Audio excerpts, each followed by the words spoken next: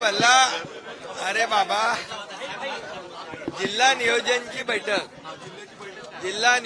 बैठक ठाणे जिल्हा आणि मुंबई शहरची बैठक होती। त्या बैठकीमध्ये अनेक विषयांवर चर्चा झाली आणि मुंबई शहर जे आता मुंबई एक आपली आर्थिक राजधानी आहे, इथं जगभरातले लोक येतात आणि या ठिकाणी म्हणून या मुंबई शहरातले जेव्हा मी डीपीडीची एक जिल्हा नियोजनची बैठक घेतली तेव्हा अनेक आमदारांनी सर्वच आमदारांनी काही सूचना केल्या होत्या।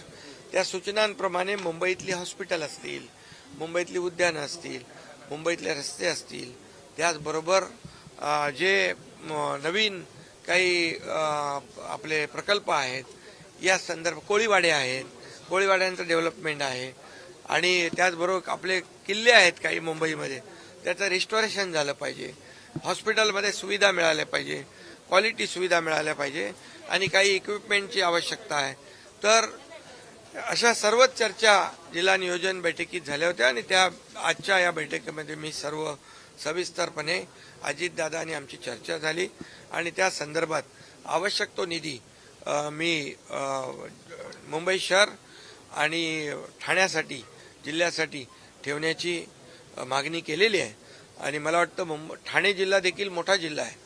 18 आमदार प्लस विधानसभा 3-4 विधान परिषदचे आमदार, खासदार आणि एकंदरीत सगळ्यात मोठा जिल्हा असलेला म्हणजे विभाजन पालघरचं व्हायच्या आधी 24 आमदार असलेला त्या भागात देखील अनेक जे प्रकल्प आहेत, आरोग्य सुविधा आहे, शैक्षणिक सुविधा आहेत, म्हणजे मॉडेल स्कूल असेल, त्याचबरोबर स्मार्ट PSC असेल, याचं अपग्रेडेशन झालं पाहिजे आणि काही आपले पर्यटन क्षेत्र आहेत, पर्यटन स्थळं आहेत, त्याचं डेव्हलपमेंट झालं पाहिजे।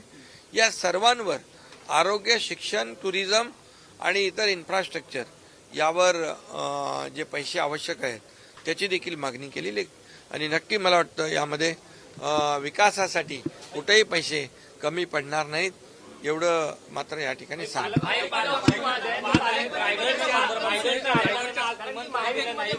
आज पालकमंत्र्याची बैठक नव्हती।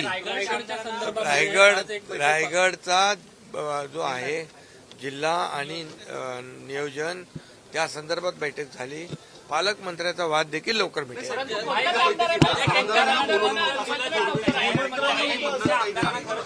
ठीक आहे, काही आमदारांनी त्यांच्या ज्या काही भागातल्या सूचना असतील त्या त्यांनी द्याव्यात, त्याचाही अंतर्भाव मी आणि मुख्यमंत्री आणि अजितदादा फायनान्स मिनिस्टर आम्ही मिळून त्या आमदारांच्या सूचना, त्यांच्या भागातले जे काही प्रश्न आहेत ते देखील आम्ही त्याच्यामध्ये बजेटमध्ये घेऊ। शहाजी राजेंच्या स्मृतीस्थळाची दुरावस्था कर्नाटकात झालेली आहे, तुम्ही कसं बघताय, काय नेमकं लोक आक्रमक झालेले आहेत? त्यामध्ये शासन पूर्णपणे शासनाची जबाबदारी आहे। शहाजी राजांच्या समाधीचं स्मारकाचं दुरुस्ती झाली, दुरावस्था झाली आहे, तर त्या ठिकाणी शासन पूर्णपणे ती बाब गांभीर्याने घेईल। मला माहित नाही, मला काही माहित नाही कधी आपत्ती व्यवस्थापन झालंय, आपत्ती कधी समिती झाली मला माहित नाही, पण मला एवढं माहित आहे जिथं जिथं आपत्ती येते, जिथं जिथं आपदा येते, जिथं संकट येतं, जिथं महापूर येतो तिथे एकनाथ शिंदे असतो।